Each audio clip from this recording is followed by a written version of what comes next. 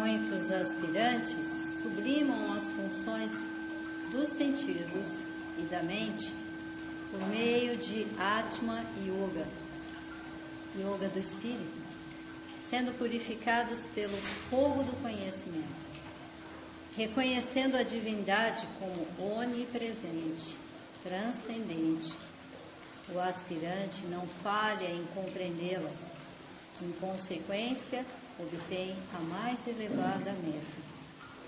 Aspirando conhecer o Atma, o Espírito, absorto nele, disciplinando-se para isto no sublime caminho, os aspirantes, com as suas fraquezas purificadas pela sabedoria espiritual, chegam a ele, de onde não há nenhum retorno.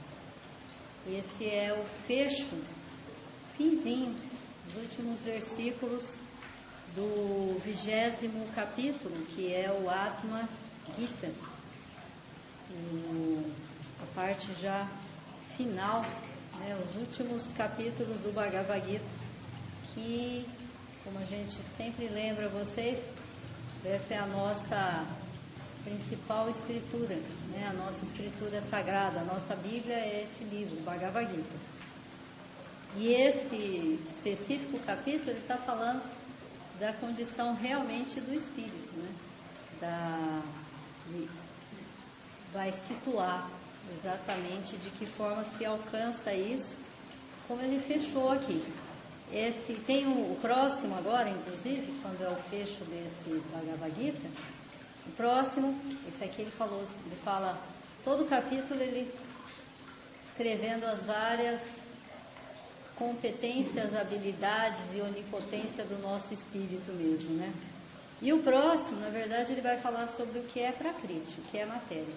E é muito interessante, talvez na próxima semana a gente leia alguns versículos desse aqui, que ele vai diferenciar exatamente a condição do espírito, que todos nós sabemos que é eterna, infinita, o próprio Deus, onipotente, onisciente, onividente, o nosso próprio espírito também é assim. E ele diferencia ali na frente, falando da matéria. E aí a gente se espanta um pouco como que ele coloca o que é matéria, porque ele fala, sua mente é matéria, suas emoções são matéria, tudo é matéria, porque tudo isso está sujeito às condições de transformação, de mudança, de elaboração, de desenvolvimento, de crescimento, porque tudo isso está no contexto do que é a nossa alma. E o nosso espírito é aonde nós somos literalmente aquela frase que a gente conhece pelas religiões ortodoxas até, que falam exatamente que nós somos imagem e semelhança de Deus. Onde nós somos imagem e semelhança de Deus? Unicamente nesse lugar que é o nosso espírito. Na centelha divina que está dentro de cada um de nós, nós somos absolutamente idênticos. Não tem nenhuma diferença entre o espírito que está em mim, na pessoa mais desenvolvida hoje na face da Terra e a mais envolvida com todas as questões mais densas. Nós temos a mesma centelha que move a nossa vida é idêntica. Agora, o que faz diferença na nossa alma, que é a forma como a gente funciona aqui na matéria, tem a ver com a nossa alma. E esse tem a ver com a nossa alma, tem a ver com a maneira harmoniosa ou menos harmoniosa que a gente funciona aqui no plano da matéria, tem a ver com quanto de consciência nós temos desse espírito, quanto de contato de ser consciência, ou seja, quanto que eu sei que esse espírito move a minha vida. Isso é que faz diferença total. E aqui nesses versículos aqui finais, ele está falando que a gente sublima as funções dos sentidos e da mente por meio dessa yoga, Atma Yoga, que é essa yoga espiritual, que na Shuddha Dharma costuma chamar também, tem um termo que caracteriza bem o que é essa Atma Yoga que ele se refere aqui, que é você fazer abhyasa. E abhyasa é concentrar, alinhar, focar tudo em Deus. Tudo em Deus, tudo no Espírito. Não perder essa consciência de qualquer coisa que você está olhando aqui para fora ou dentro de você, ali tem alguma vibratoriedade da própria manifestação do divino. Com diferentes densidades desse divino nessa manifestação.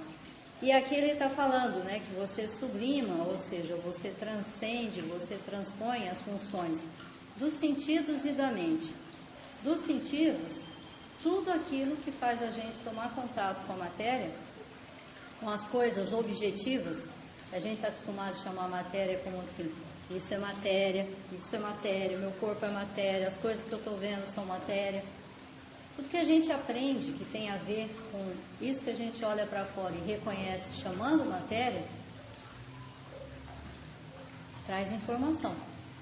E o tempo todo os nossos sentidos, aqueles bem práticos, objetivos, densos e que a gente usa o tempo todo, a visão, o olhar, o paladar, o olfato, os nossos 5 sentidos, eles trazem o tempo todo informação disso. Trazem o tempo todo dados para a gente conhecer cada coisa dessa que está aqui fora. Mas transcender significa o quê? Olhar para tudo isso, reconhecer que atrás de tudo isso está o divino e ver o que eu vou absorver de tudo isso que vem. Porque tem um monte, hoje em dia, então mais ainda, porque a gente vive completamente interconectado com tudo a todo momento, em tempo integral, 24 horas por dia. Se você deixar, você fica tendo informação. Se você não souber filtrar aquilo que você realmente, dos 5 sentidos, você vai interiorizar, mastigar, assimilar, digerir, simplesmente é enlouquecedor para uma pessoa, porque é muita informação. E tem um monte de coisa que nesse momento, desse monte que chega, te faz bem, te traz conforto, te dá harmonia. Tem um monte que pode eventualmente desorganizar. E é esse filtro que você precisa. Então, acima dos sentidos vai estar quem? A nossa mente. Que é ela que dá uma certa ordem na casa. Ela que faz um filtro com nossos critérios, com o nosso discernimento, com aquilo que você já tem de racionalidade dentro de você, com aquilo que você já tem de discernimento dentro de você, aquilo que você já tem daquilo que já está aí dentro, fora aquilo que você vem absorvendo via leitura, via curso, via informação, e que de verdade você quer levar, você quer interiorizar, você quer trabalhar com aquilo, e aquilo que você olha e fala, nesse momento eu prefiro não contatar com isso, né? Esse filtro, quem faz é a nossa mente. Mas da mesma forma que ela faz, ela é neutra. Da mesma forma que ela faz o critério de, nesse momento, eu estou optando por absorver isso, vou optar por não me aprofundar nessa outra coisa, é através da mente que eu faço filtro de discernimento, mas que eu posso também criar filtros de separatividade, de egocentrismo, de muitas outras coisas complexas. Então a mente em si só, ela é neutra. Ela é neutra. Ela faz o trabalho dela. O trabalho dela é esse mesmo. Trazer, somar, separar, discernir, arquivar. Tem coisas que ela arquiva, tem coisas que ela deleta naturalmente, tem coisas que ela joga fora só na hora de chegada, tem coisa que ela busca. Esse é o processo, né? E o uso, o que vem mais para fora, o mais externo, são os nossos sentidos. Aqui, agora, cada um de nós pode estar olhando assim, deve ter pessoas novas aqui hoje, como sempre tem, toda terça-feira. Então, de que forma tem? Tem um monte de informação aqui. Né? A pessoa está olhando para tudo isso, o que será que é isso? O que será que é aquilo? Por que acontece dessa forma? Quais são os caminhos para esse ou aquele tipo de coisa que está aqui, de informação, enfim. Os sentidos, eles vão ficar trazendo, independente de você fazer qualquer coisa. Ele chega, eu olho, eu vejo, eu sinto cheiro, sinto perfume, sinto o som quando eu entrei aqui. Tudo isso vai trazendo informação para cada um de nós, né? Agora, o que cada um faz com essas informações? O filtro de triar para absorver ou para deixar para fora ou não estou aceitando, é só a mente quem está fazendo. porque ela é mais sutil que os nossos sentidos. Os sentidos absorvem tudo que chega e depois a mente, eu direciono para aquilo que eu quero, onde eu quero pôr os meus sentidos. É ela que tem poder sobre os sentidos, né? E atrás de tudo isso está o meu espírito. Atrás de tudo isso, né? Agora, o contexto de toda essa gama de informação que os meus sentidos trazem, que a minha memória tem a ver com a minha mente, com aquilo que eu filtro para lá e para cá, quem está fazendo é a minha alma. Minha alma é a que vai acumulando experiência com tudo aquilo que eu estou absorvendo, filtrando, discernindo, jogando fora, levando para dentro, deletando. E como que eu deleto? O deleto que a gente está falando é no sentido não de jogar fora com uma cara de exclusão, mas de saber a hora. Por exemplo, nós vamos meditar aqui agora. Nós vamos meditar, daqui a 10 minutinhos nós vamos estar meditando. Vamos estar buscando silenciar e fazer isso, que é essa Abhyasa Yoga. Agora eu vou convergir tudo para o espírito.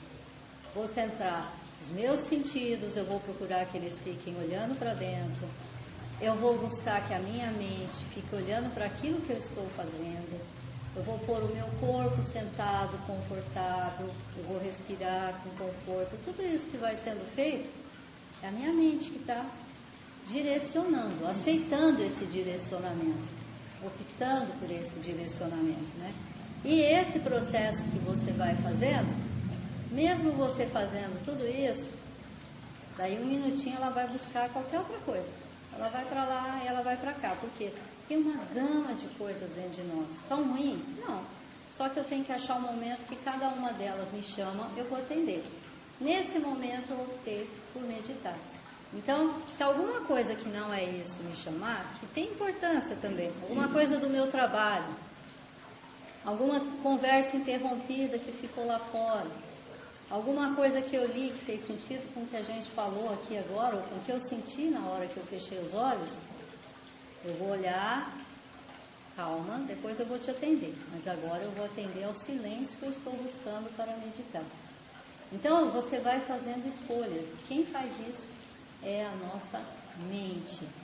E é por isso que dentro da Shuddha Dharma, a gente não fala que tem que acabar com a mente, ao contrário, você tem que bem utilizar a mente com este critério. Então eu uso e direciono para eu saber aonde que eu ponho a minha mente a cada lugar. Da mesma forma, cada um de nós tem trabalho, função, família, compromisso com a vida, com a comunidade, compromisso com as nossas funções pessoais, familiares, profissionais. A hora que eu estou lá, eu não posso chegar lá no meu trabalho e falar assim, eu queria estar lá meditando na Shuddha Dharma. Eu sempre falo isso aqui para vocês, porque é uma coisa que é muito comum, né? Aí a pessoa está lá, na hora que ela está lá, não estressa nada, queria estar meditando lá. Nada te impede que você dê um respiro, se centra de novo e volta para fazer o que você está fazendo. O que não pode é você falar assim, olha, agora eu vou parar uma hora, vou fazer uma hora de meditação, e deixa o seu chefe bem bravo com você, ou não é o seu chefe interno que fala, olha, agora é hora de você fazer outra função.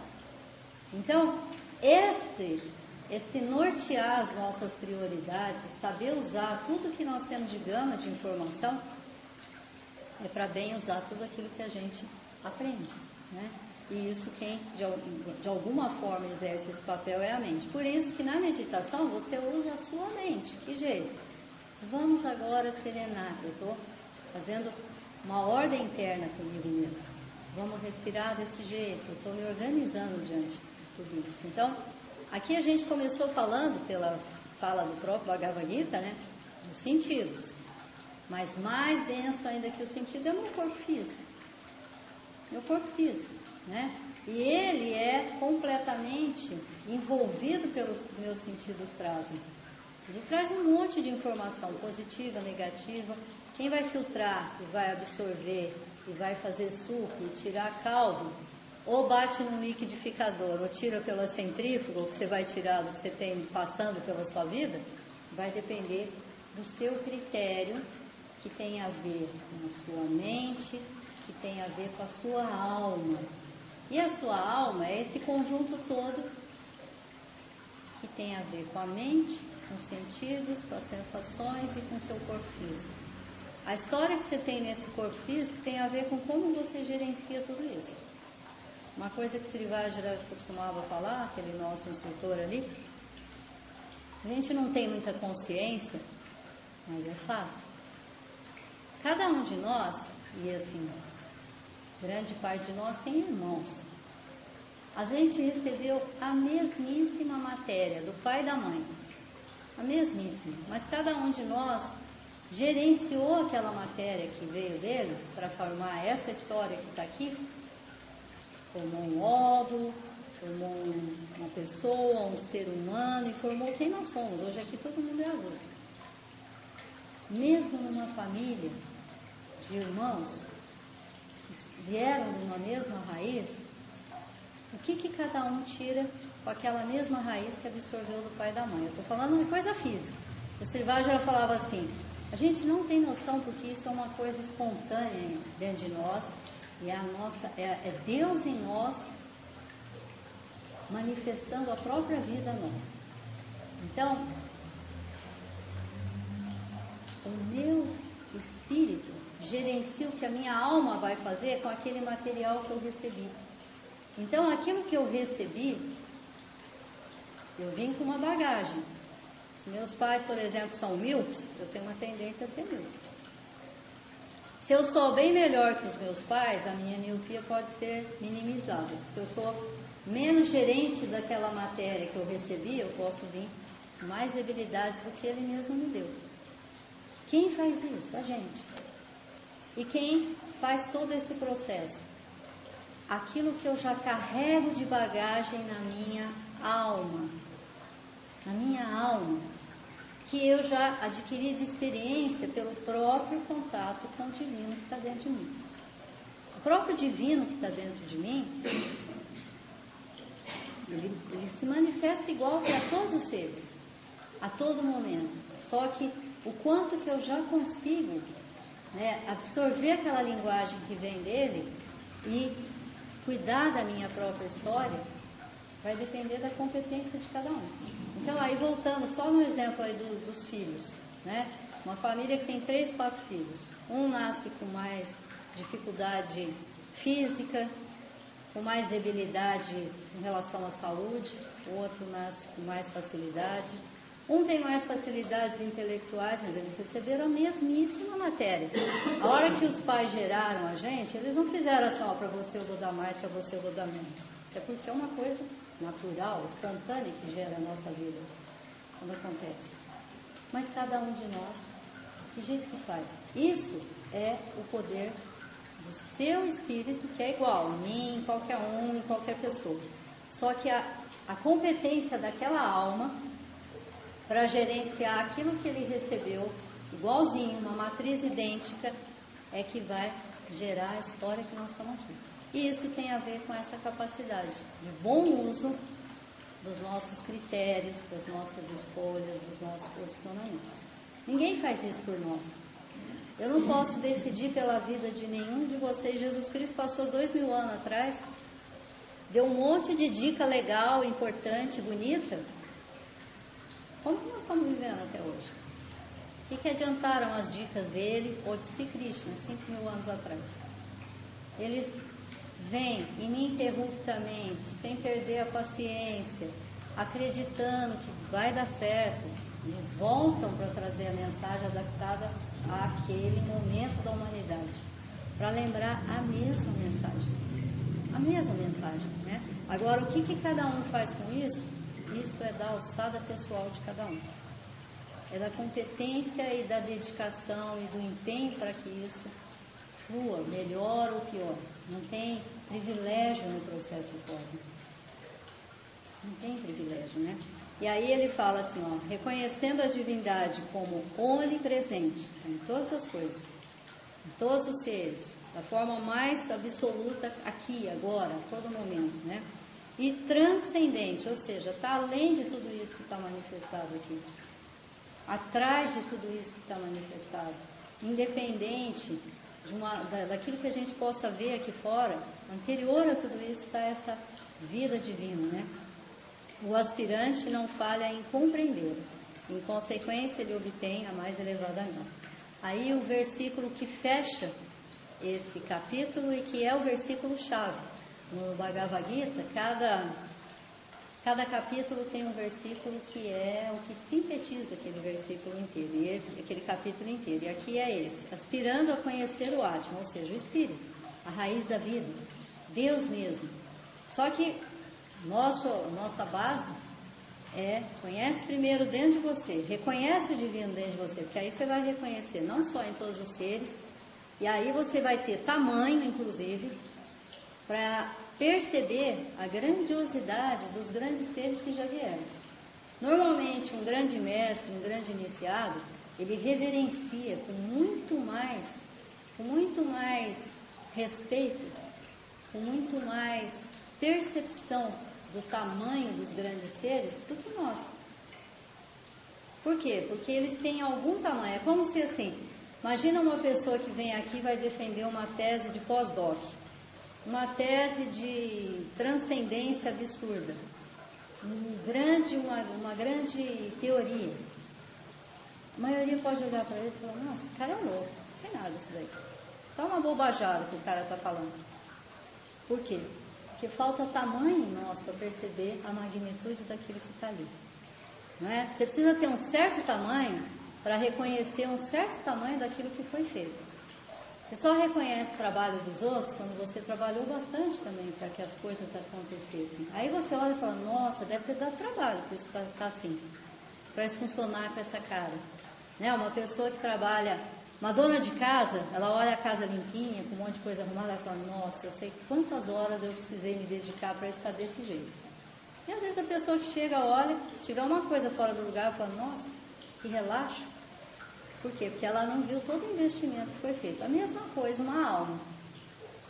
Um grande ser, quando ele reconhece, eu falo bem com essa cara. Bom, a gente viu 2000 anos atrás. Volto ao exemplo do Jesus, que é o mais conhecido para nós. Entre 2 ladrões e Jesus, quem que a gente escolheu? A gente, que éramos nós mesmos que estávamos lá. Quem que a gente escolheu? Quem que nós escolhemos? Quem que nós escolhemos? Então, se passar uma pessoa hoje na face da Terra com o tamanho de Mitradeva, que é um avatar, certamente muita gente vai olhar e falar assim: ah, esquisito, mas não vai reconhecer. Por quê? Porque falta tamanho em nós para ver a beleza que está ali, a magnitude de alma que está ali. Então, esse é o processo, né? Você reconhece coisas que, de alguma maneira, você tem alguma medida para balizar aquilo, para dimensionar aquilo. Porque se você não tem, não faz diferença nada. Né? Não faz diferença. Nesse sentido de percepção e entender o processo que está ali. Né?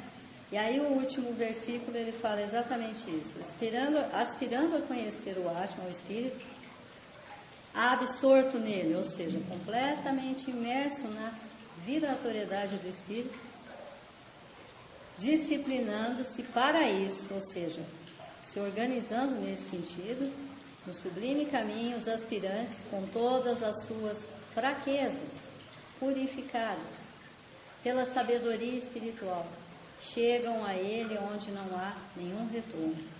E aí, essa sabedoria espiritual, obviamente que não é saber esse livro de cor, ou saber a Bíblia de cor, ou conhecer o Evangelho de cor, ou conhecer o Torá, ou o Alcorão, qualquer livro sagrado que tenha na face da terra. Lê isso daqui.